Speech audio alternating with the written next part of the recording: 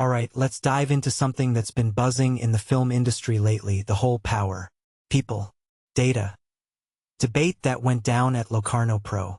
But here's the twist. Everyone's got a different take on which one comes first. And honestly, that's what makes this so fascinating. It's not just about the words themselves. It's about the order and what that says about how we approach filmmaking, decision-making, and even creativity. So, let's break this down. First off, the hook.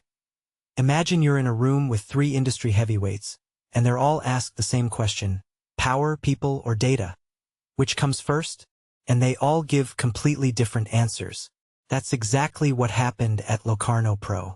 Doris, Ruth Eikhof, Andrea Occhipinti, and Yasmine Talli, each with their own perspective. And what's striking is how their answers reflect their roles in the industry. Eikhof, who focuses on inclusion and diversity, goes with power, data, people. Her reasoning? People will be people, she says. Flawed, wise, whatever, but if we don't sort out power structures and the stories we tell, aka data, we can't create a space where everyone thrives. Personally, I think this is a huge point. It's not just about individuals, it's about the systems they operate in. What many people don't realize is that data isn't neutral, it's shaped by power, and that shapes how we see people. Then there's Occhipinti, who puts people first. He's all about instinct, sensitivity, and experience.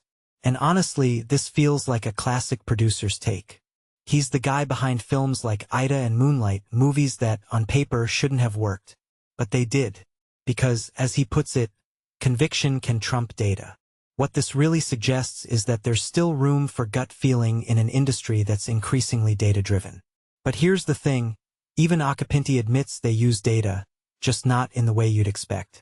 They test audience reactions, which is a form of data. So, it's not people versus data, it's about how you balance them. In my opinion, this is where the industry is at right now, trying to find that sweet spot between art and analytics. And then there's Talli, who goes with people, data, power. Her take? People need data to keep power. This feels like a distributor's perspective, someone who's constantly evaluating projects for their market potential. She talks about track records, festival attendance, and comparables. It's a process that's both human and data-driven. What makes this really interesting is how she frames data as a tool for empowerment. It's not just about numbers. It's about using them to make informed decisions. But here's the kicker. Even with all that data, it's still a group decision at MK2. So, again, it's not about one thing dominating, it's about how they all work together. Now, let's zoom out for a second. This whole debate ties into a bigger trend in the industry: the tension between art and commerce. On one hand, you've got people like Occhipinti, who's willing to bet on a black-and-white Polish film because he believes in it. On the other, you've got the data analysts like Stephen Follows, who's dropping hard truths about Nepo babies and indie film profits. Personally, I think this tension is what keeps the industry alive. If it were all data, we'd lose the magic.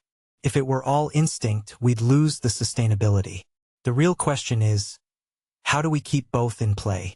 What this debate really highlights is that there's no one-size-fits-all answer.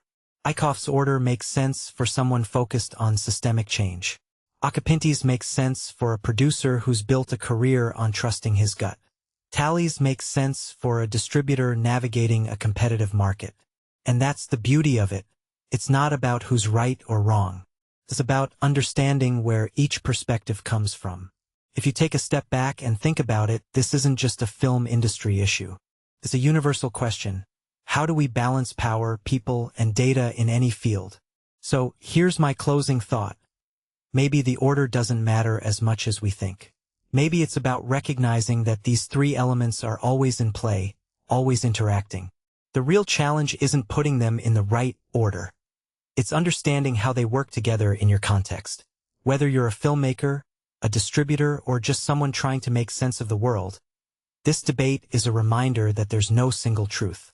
And that, in my opinion, is what makes it so worth talking about. What do you think? Let me know in the comments. I'm curious to hear your take.